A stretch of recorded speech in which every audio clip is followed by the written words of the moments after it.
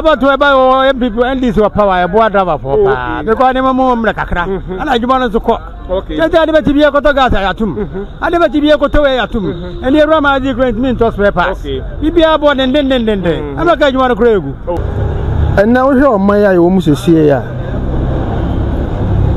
I'm watching no abba cosise. And near my young Yenokra and Nanka young Yenohono. And there, I know Nayajan who's a CA.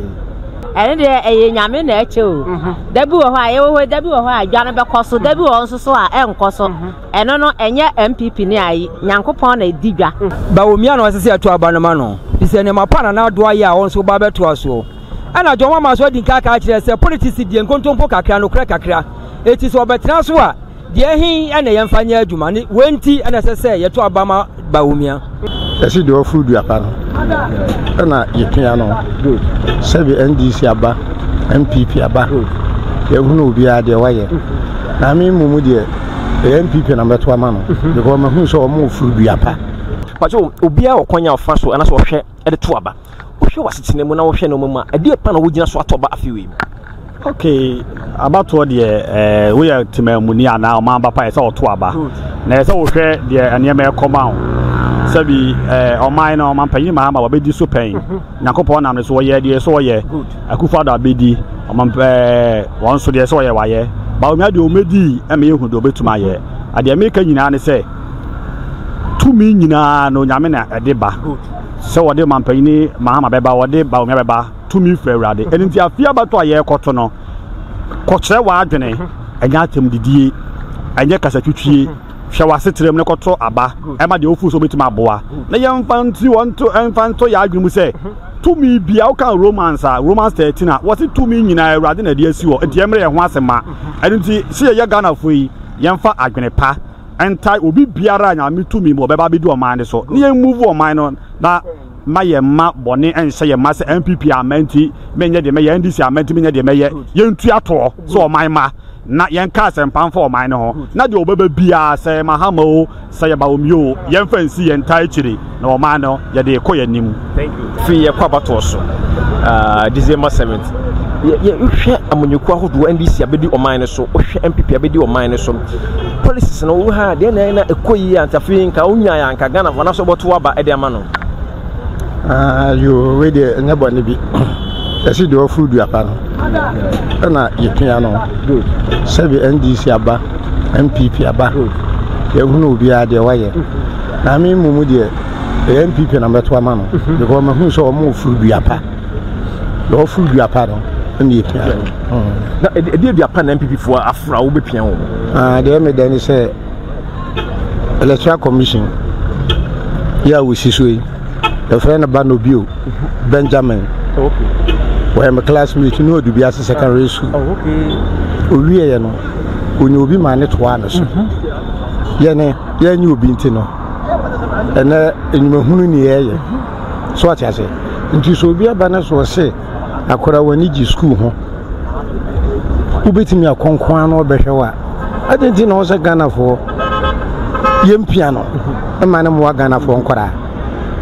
I was a piano no Ghana for Ankara. The piano so number 1 e ba umi a woda mufu ya and tie nyina ye ndi twiridi ne trede yanke kan ho ne mfa nkoto aba ne ntentenden we nye delay ko ye hwe aye abato ye baso December 17 o hwe wasitena mu o hwe ma mo ne fi o abato mu afi usue ho na abato aba e de aba abande ba umi ana ese to ma no e de ntina wasa ba umi ana wasa Ghana for to aba de ma omo ne ma omo aba ba ye no omo abeboa wo man no if you say aban obeba opese sika bi ko obi afie no me ba wie school kura menua bi ba nso nko school eti wati bi de sankla na ko school ama omo wie dia ese eto e ma omo to ane omo yeso di ma say ko to ba na say ko to ma MPP amani ko no me to ama MPP thank you we show us na mo to kokoi na wo ko hweso ato aba wo hwe MPP ni NDC afi wana afi wo to aba e dia ma no ya matuna ba mane de minti men kire wo mom ba me koduru ho a me ana minim de meto ama na wo hwe wasetena mo se de si ton no mai MPP abedi so NDC bere so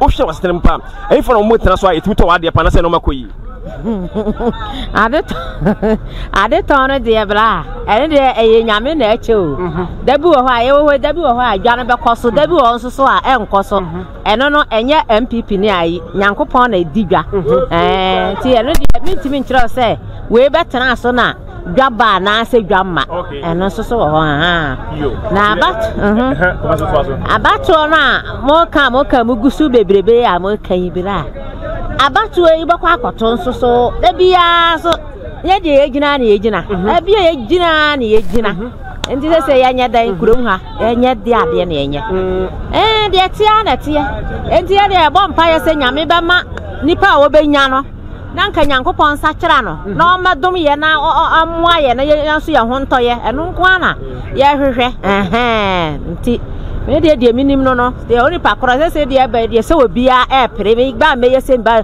so ye huru de akọ ne de ba papa enti no oni pa kro so wo ba de ye bo nyankopon pa ye de be si bia wo ye hene oba won hwe se wo ba boa timamfo na motoma na wo kọ ye no na obia ho atọ no Ghana ha se sa pepepe ye hwe wasisire ye hwe abrabom ye hwe abato Ghana abato NDC e be di so MPP e di so afi omo nyina gina mu se ye ntoba ma wo o hwe asine ma fi wana abato aba ana se ye da be work hi pa mo de ka NDC wo power e boa yen every MPP ba se your problem bibia mramra ne doso bia le jinjime da gu ya ci sa mu kasa kura ya mfa okay ejena ga NDC de go wa de adaba work ni da na boa yen NDC boa mo time driver for NDC boa mo pa abato e ba o MPP NDC wo power e boa driver for pa be ko ne mo mra kakra ana juma no so ko okay je ade ba ti bia ko to gas ya tum ade ba ti bia ko to we ya tum eni ero ma di grant min to spare pass bibia bo den ama ka juma no kura egu okay ete bibia ba ne ko nya me no mo ye bo mo bo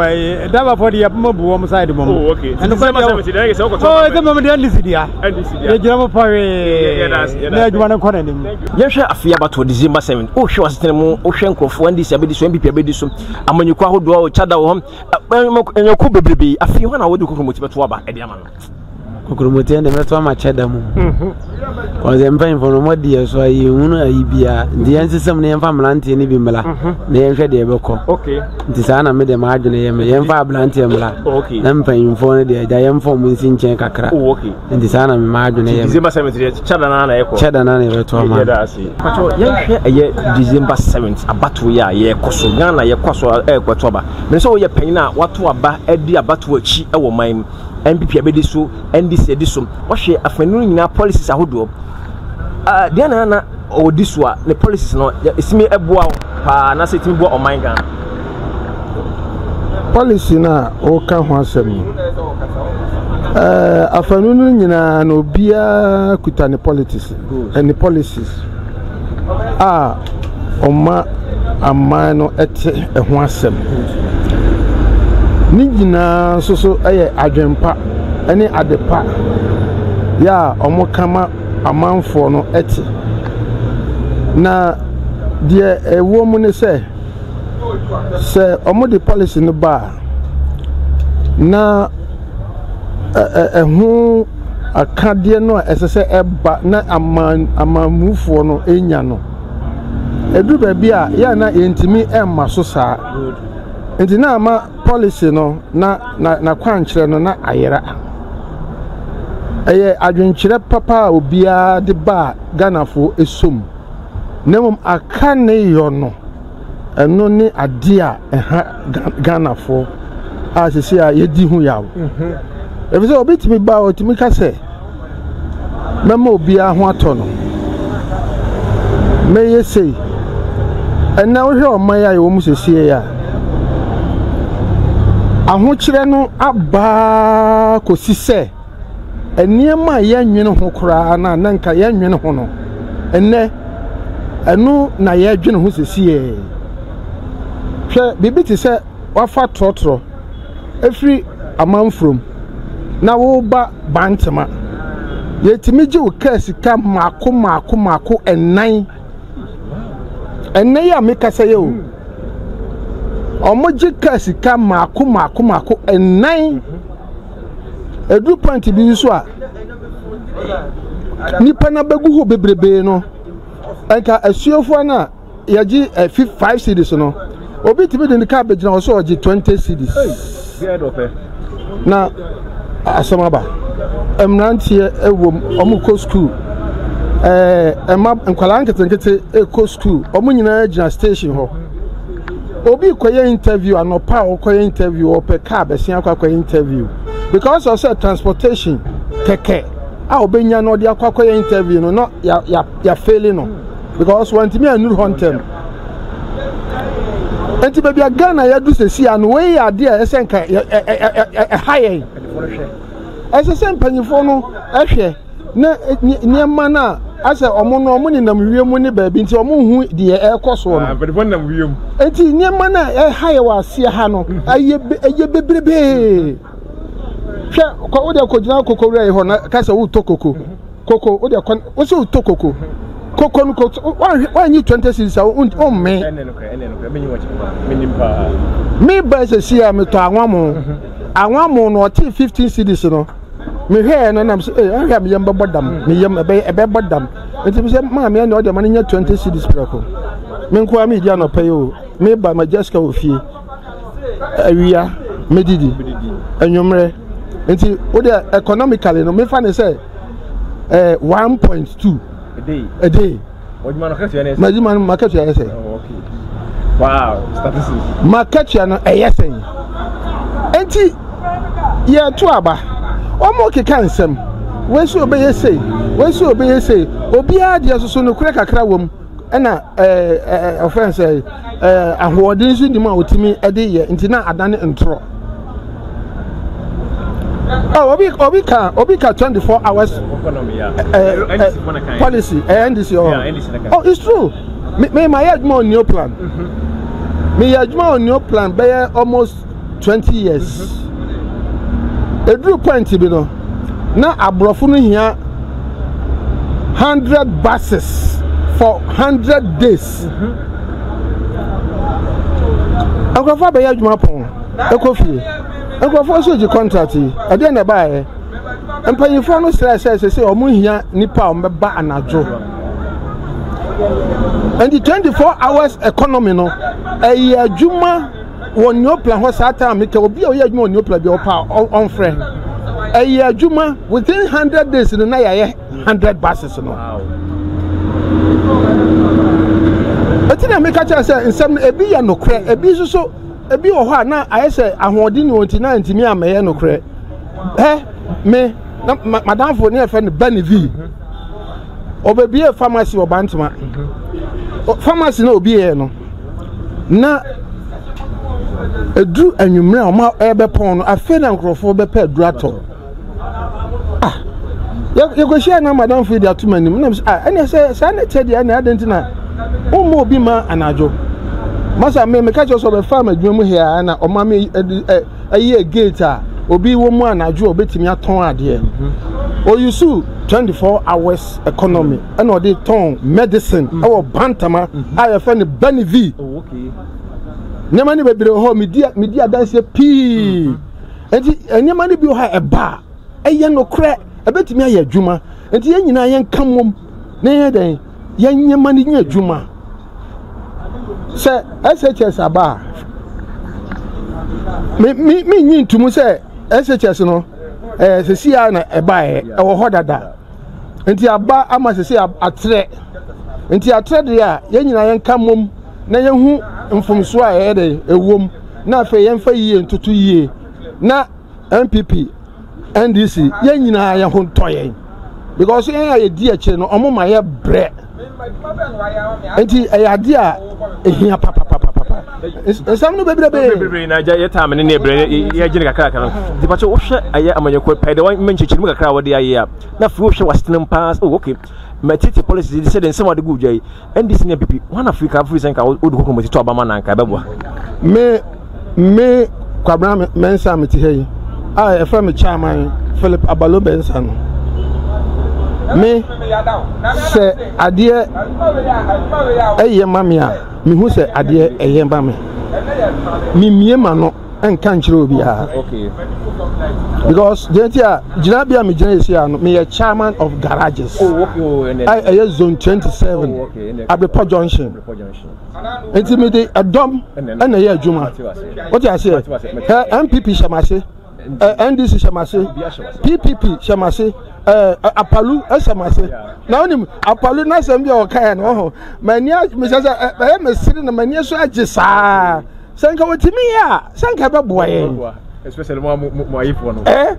Say me call me Kokra Bomu. Na me Tifiana Apalu aya na matimanya be 7 million. It be fine to entertain me home. I say some na bi no. Yeah. We don't kind Matiwas here pa. So Matiwas pa. Eti me my say kotoko ne house no. Say share December 7th about to year Jai Basu. O show system to about Kukumoti fana de ko. Oh, me to about my MPP aban. What you money say? Oh, me nchemu de bebre. O say ebreni wafa. Be me de December 7th no. Ghana ni bia nsare nkoto aba ma MPP. Omu na ede enepa ebre emabu ene obi bia. Sa na meti baka. December 7th. We NDC ni o, we MPP ni o, we CPP ni o. To aba ma MPP aban. Ebe boa. Okay. Na people position by no more than ballot paper no so. Number 1. Number 1. Oh, okay. Aha say so asensu pesu aso. Oh, asensu pesu aso. Okay. Eti ba bia ba omi agira no. Eho na asensu su gira. Yeah, that's it. Share eye abato ye eba so eye December 7th. Ghana ye kwa abato so. O share system mo o share eye normal policy ahodo a amanyeko ndi agudwa. Na wo share system mo a afi use ho na abato aba e dia ma no. Asa me share afi Bawumia no asese ato aba no ma no. Ise ne mapana na do aye a won so ba beto aso. Ana jo mama so di kaka kire se politics die nkontompo kakra no kra kakra. Eti so obetena so a de hin ene yemfanya adwuma ne wenti ene sese yeto aba ma Bawumia. Hey, so shema MPP no e policies ye nyuma se MPP NDC amanyeko no. Bebre kwa nkoko marketing kete de yemfanya hwe. Enti Ghana ma se nyina yeto aba ma Bawumia na free education obato aso ma ye. Na obi obeka se nkontompo kakra no kra kakra de ye di na kiri a enye yi. Na pacho o hwe NDC abedi so MPP abedi so e hwe sentiment mi akra Ghana fa bebre kas o da bi NDC basu kra sentiment no kwa ye adwuma kra se MPP sasa mo hu ne se do ka ya boa Dubai kra na o se o ma be siasi wo no se Dubai no adofo kra kokomu nya be kra no mo pake mo beji Dubai na basa na posifo so chia na echi adaba fo nze hin kwa na ka nyina eto ka so ma ba de pe bia ma Ashanti region do ka e bia oboa na na ni hu ade na ni hu ade na na ni hu ade eto December 7th de ke Ghana fo nto aba ma hwan ento aba ma Bawumia na na adumbo ni chidom na o hwe ma ballot paper na MPP position be na omoda omoda number 1 MPP do number 1 na nado ene ne Bawumia. A very big hello to all our lovely Top Send customers across the world. We appreciate you. And we say a big thank you for supporting us and sticking with us all these years. You are the reason Tap Send is there. And you will know that right now you are not able to use Tap Send to send money to Ghana. The reason is that the Bank of Ghana has suspended our local partnerships with banks and financial institutions in Ghana. That means that we are not able to send your money to Ghana right now. This suspension is to do with the wallet product, which we Tap Send launched in the UK and Europe. The wallet product is licensed by the regulators in the UK and Europe. It is legal and is totally compliant with all the regulations. Bank of Ghana, however, have some concerns with the wallet, which we are working really hard to address. So for now, they have suspended our operations in Ghana for up to a month, and we are working to do our very best to reduce that suspension as it stands. I will say though that the wallet product is legal in the UK, like I said. Your money is completely safe and protected by the laws in UK and Europe. So don't worry about your money. If you have money in the wallet, it will still be there when we come back and it will be safe and secure. This wallet is innovation from us, and we hope that we can resolve this and continue to serve you, the Ghanaian diaspora. What I'll say though is, just like you stuck with us all this time, please stick with us again. Don't send your money through others. Hold the money if you can and send it in December, because we are coming with big promotions. We are coming with big giveaways, and we are coming with good rates to allow you to send money to Ghana and have more money for your loved ones in Ghana. So please stay with us. Your love help us build Tap Tap Send to where it is right now. Your love and your support will continue to help us come back from these issues and continue to build Tap Tap Send. Thank you very much. We love you from all of the Ghana team. Please keep supporting us. We'll be back soon. Tap Tap Send. Papa no.